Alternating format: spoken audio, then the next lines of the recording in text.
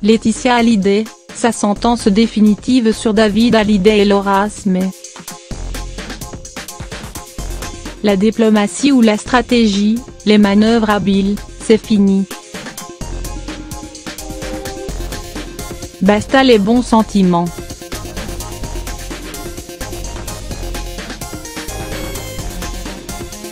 Alors que Laetitia Hallyday et ses beaux-enfants, David Hallyday et Laura Smith, se disputent la succession de Johnny depuis près d'1 an, la guerre est désormais frontale, violente, sans répit.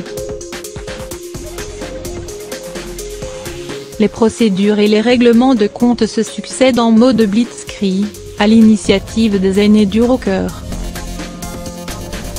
Du très discret David, que l'on découvre chef guerrier, en particulier. Ces dernières semaines, au nom de leurs intérêts, le fils de Johnny et demi-frère de Laura n'a pas seulement saisi le palais de justice de Paris concernant le gel de 75 des royalties du chanteur, audience mouvementée durant laquelle les révélations se sont enchaînées et dont le délibéré doit être rendu ce 18 décembre. Au cours d'une interview explosive avec 7 à 8, le blond quinquagénaire a également exprimé son regret d'avoir été empêché de voir son père mourant et de lui remettre une dernière lettre, événement traumatique qui lui a inspiré Ma dernière lettre, premier single de son album J'ai quelque chose à vous dire, dans les bacs ce 7 décembre.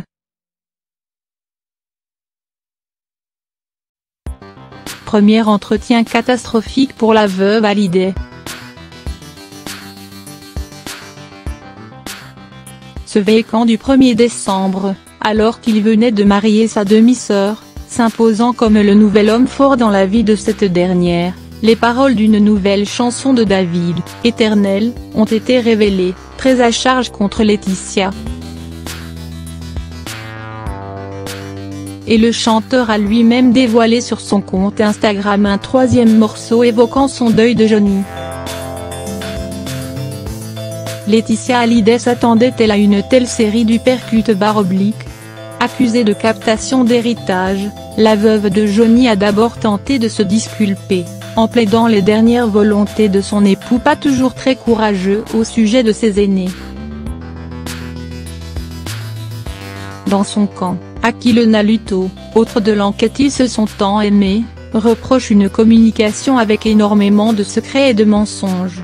On a ébruité sa volonté d'expliquer à David et Laura avant l'hommage à la Madeleine pourquoi ils n'avaient pas été reçus par leur père, sa surprise que les aînés de Johnny ne s'associent pas au grand cortège jusqu'à l'église parisienne, ni ne prennent pas le même vol qu'elle pour Saint-Barth où leur père devait être enterré, ou encore sa déception qu'ils ne restent pas dormir à ses côtés, à la Villa Jade.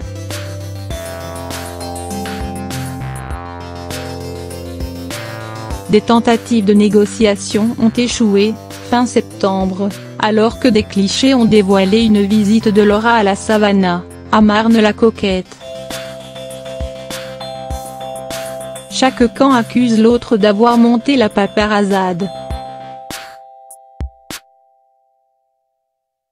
Peu importe l'émotion qu'aurait généré une vraie réconciliation.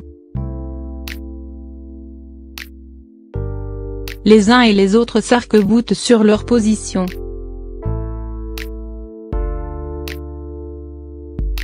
Auteur de la ballade de Johnny et Laetitia, Benjamin Lecoge rapporte d'ailleurs des propos confirmant l'improbabilité d'un accord à l'amiable. Selon le journaliste des Paris Match, proche du couple Hallyday pendant près de 15 ans, Laetitia, furieuse d'être étrillée par ses beaux-enfants, aurait eu ces mots, devant des proches, « Je ne les reverrai jamais. Pas dans l'immédiat, c'est certain. »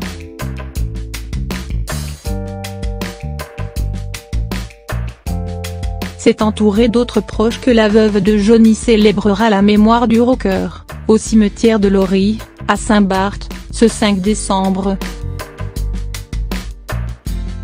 Une trêve pour les fêtes de fin d'année ? Chez les Hallyday, plus personne ne croit pas au Père Noël et